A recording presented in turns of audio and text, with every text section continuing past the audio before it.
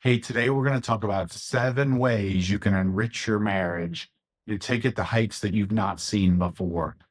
Hey, it's Brian Mayer. I'm from Love Out Deep. Thank you so much for tuning in, whether you're listening or watching this video. Before you do anything, we would love it if you would like, follow, subscribe this wherever you are hearing it or seeing it. It will help you stay in touch with us and you'll get all the great content. You won't miss out on a thing. And so today I'm actually flying solo. I don't have my lovely wife, Heather, here. Occasionally we like to do these things where we do some things on our own. Nothing wrong with us. Marriage is really strong, but thought I would bring this one to you today. And again, we're going to talk about the 7 things that you can do to really enrich your marriage and take it to new heights. And this is based upon the research of John Gottman, famous couples researcher. I talk about him quite a bit. I really love what he has had to say, what he's done over 40 plus years of working with couples. He's really got it down to a science in what works in marriages and what doesn't work.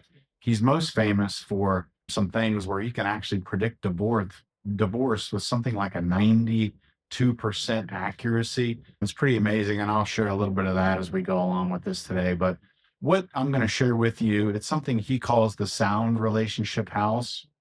And there's a little bit more than 7 principles within this house, but that's what I'm going to boil it down to. The first one I'm going to talk about is something called build love maps.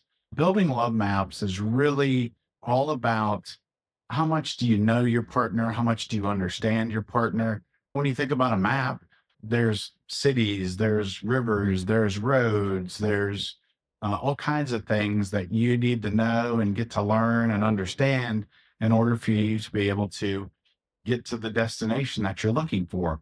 And so it's the same with relationships in your marriage. You need to get to know your partner and get to understand them more. And it could be surface level things, it can be really deep things. It's really a combination of both of those. For example, one of the things within building love maps that you might want to get to know is something as simple as what your spouse's favorite dessert is. And if you can name that as we're talking here, awesome. If you don't know it, that's okay. The point of building love maps is to get to know your partner. And if you don't get something right, then that's something more that you learn. Or I know Heather and I had this awesome conversation a couple of years ago. I'll never forget it. And we're about the same age, so this made it a little bit easier. But we talked about what kind of toys that we loved to play with as children.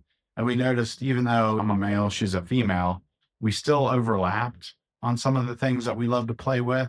And so it's just a really fun, connecting, neat conversation. Again, all about, again, understanding our partner. And it can go deeper than just what your favorite dessert is or what games did you play with as a child. It could be something like, do you know what your partner's biggest worry in life is, or what their biggest stress is? And of course, that can change over time. Like I know, for example, when Heather and I first started dating, she went through cancer. And obviously, her biggest worry was about staying alive. And I think that worry probably carried through a little while longer, even after she was basically cured of the disease. But for me, it's staying in touch with that. And I think probably now her biggest worry might be growing this ministry that we're doing, which is Love Out Deep, and making sure that we're reaching people and connecting with people and caring for people's needs like you. So again, but that's really all about conversation and dialogue is how we get to know those things. It's really important building love maps. That's your first area that I want you to focus on. Area number 2 is sharing fondness and admiration. And again, this is all about John Gottman and the Sound Relationship House. Sharing fondness and admiration is really just how much appreciation and care and love and respect are you showing to your partner. And what I like to say about this area is you can bring in something called the 5 love languages. And if those of you that have heard, it's a really famous book. There's a quiz you can even take online. And the author's name is slipping me right now. And I don't know. Oh, it's Gary Chapman. And I love that book. There's 5 ways that he says that we can love someone. He talks about words. So actually verbally saying something, sharing appreciation in that way. It could be something as simple as, I love you. Or it could be an appreciation for something that's done. Thank you for taking out the trash last night. I really appreciate that. Or it could be verbally appreciating a characteristic. I just love your sense of humor. I love when you make my family laugh and we just have a great time when we're together. So that could be one way. A second way would be physical touch. That would be another way that you can share fondness and admiration. I know Heather's top love language is physical touch. And that doesn't necessarily just mean sex. It can mean hand holding and hugging and kissing and back rubs, foot rubs, those types of things. A third way to show your appreciation would be through quality time, just hanging out together. For some people, quality time can simply be just watching television. You're in the same room together, you're on the couch together. For others, goes a little bit deeper than that. People will tell me often, clients that I work with and that we work with, will say, I really want us to be connected and focusing on each other, whether that be going for a walk and talking about our future, or maybe playing some cards together, where we're actually putting away the distractions, we're focusing on each other. So that could be another way to show fondness and admiration. A fourth way, according to the five love languages, would be acts of service. So that would be running an errand, taking out the trash, could even be a back rub, even though that kind of dovetails into physical touch, still an act of service. It's like you're doing something. And then gifts would be a fifth one. And it doesn't have to be anything big, it'd be something small. Like, for example, if your spouse's favorite candy is, I don't know, M&Ms, and on your way home from work, you decide, you know what, I'm gonna pick up a bag of M&Ms, and I was really thinking about you, and here I wanted you to have these tonight. So again, be something pretty simple. So anyway, fondness and admiration, very important. You've got to be showing proactively how much you love and how much you care about your spouse. It's extremely important. According to John Gottman, and I know God cares about these things, he wants us to be as selfless as we can. He wants us to take care of ourselves, but he also wants us to be selfless and care for one another. And his word talks all about that, laying down our life for someone else, so to speak. So the third level in the sound relationship house that I want you to get to know about is something called turning towards.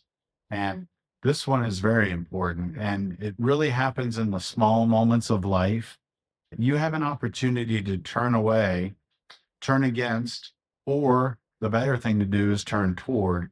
And I'll give you a little example. Say, for example, your spouse says, did you see that nasty storm out there outside?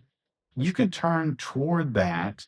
Turning toward that would just be something as simple as, oh my gosh, you're right. I see that. It's looking pretty gloomy. Look at those clouds. The wind's starting to kick up. It's looking pretty bad. What you're doing there is you're just showing some interest.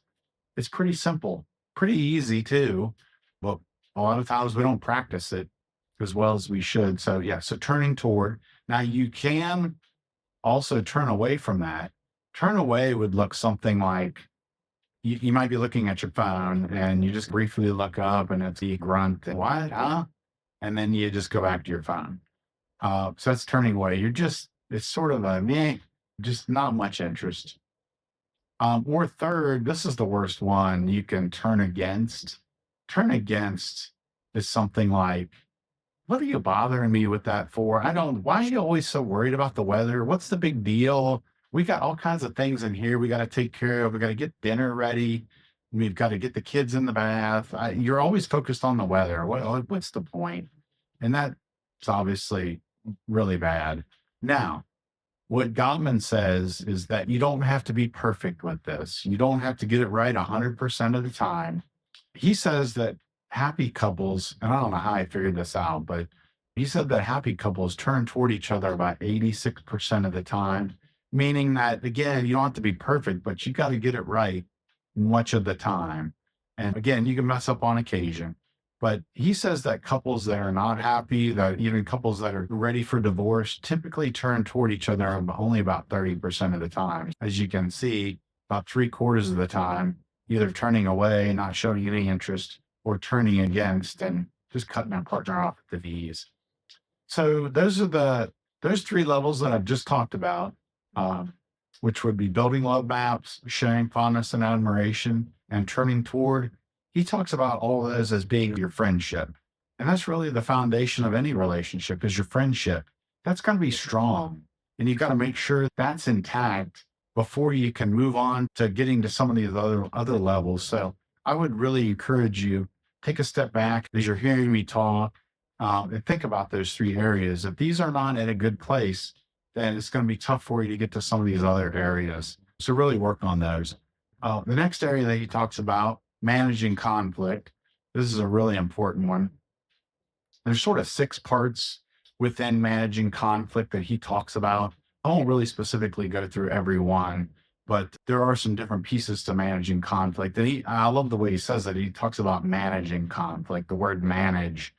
What does that mean? That means that he doesn't say avoid conflict. He doesn't say never get into conflict. That's going to happen. And in fact, if you don't ever get into any conflict, if you're not ever arguing or disagreeing, it tells me that you're probably not communicating, you're not talking enough.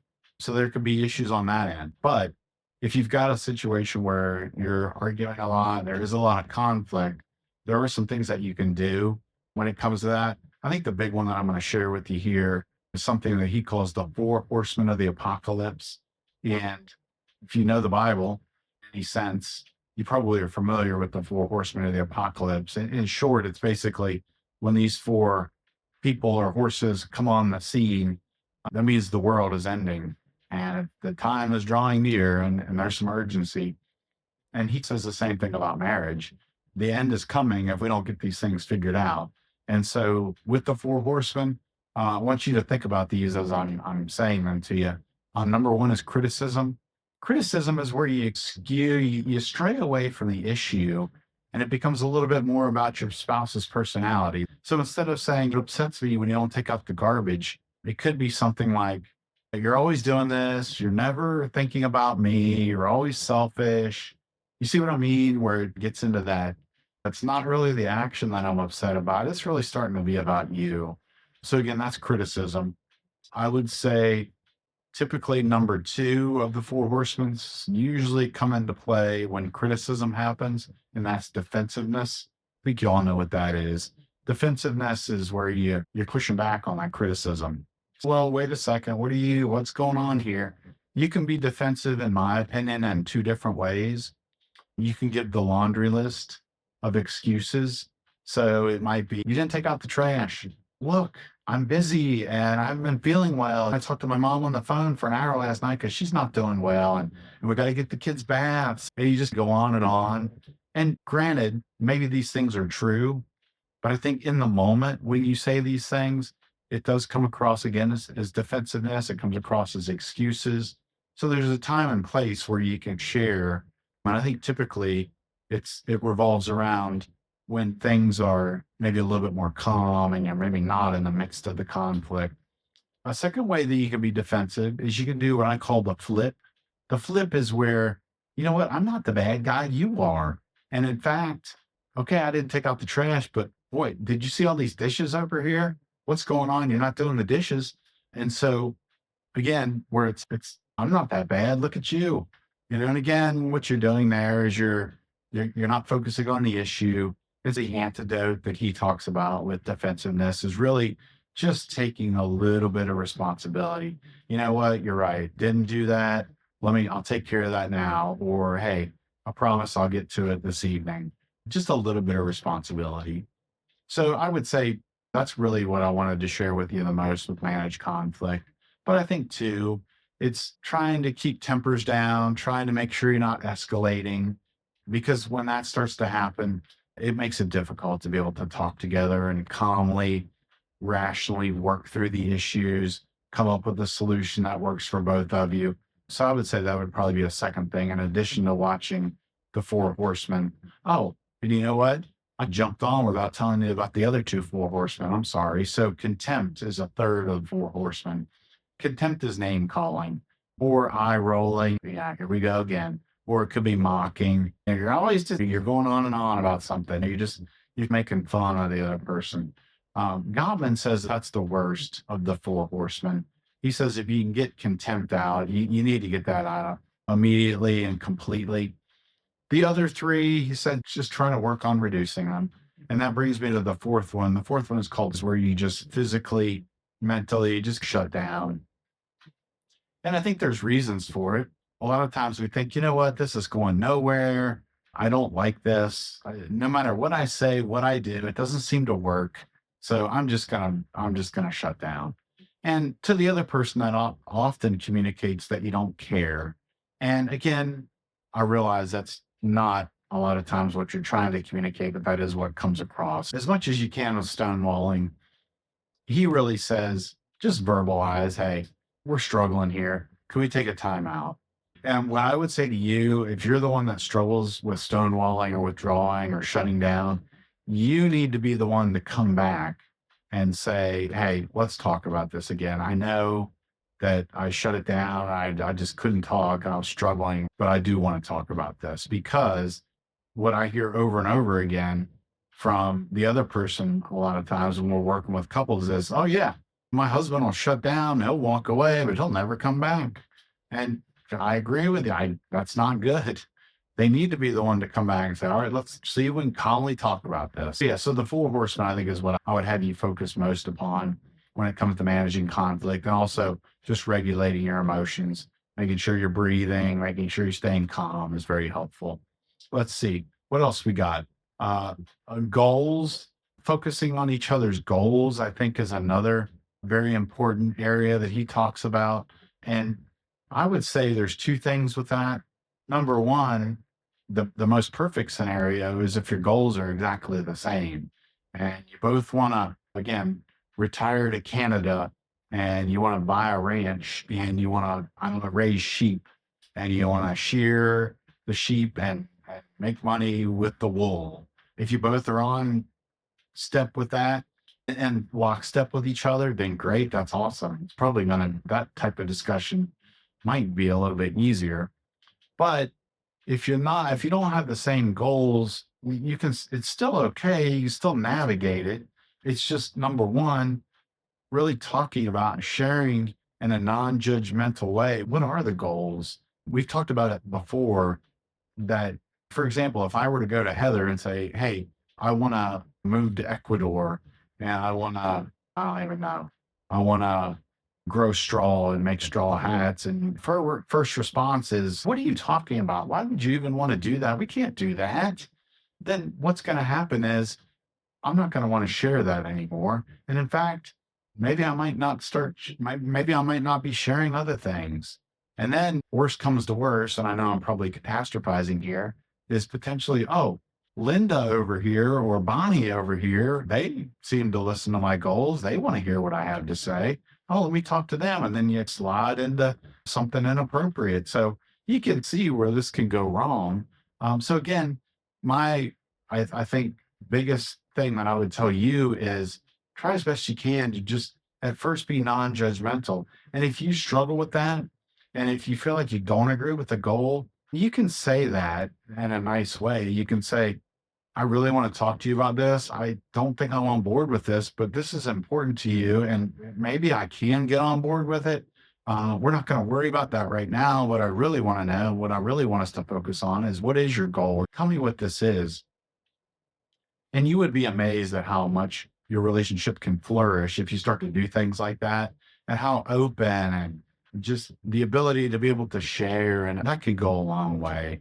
So really just sharing each other's goals and seeing where you're at is, let's see, I think that would probably be area number 5 that we've been talking about. I'm sorry, I haven't really numbered these for you as we've gone along, and then at the top of the house, when he considers it the image of a house, it's really shared meaning.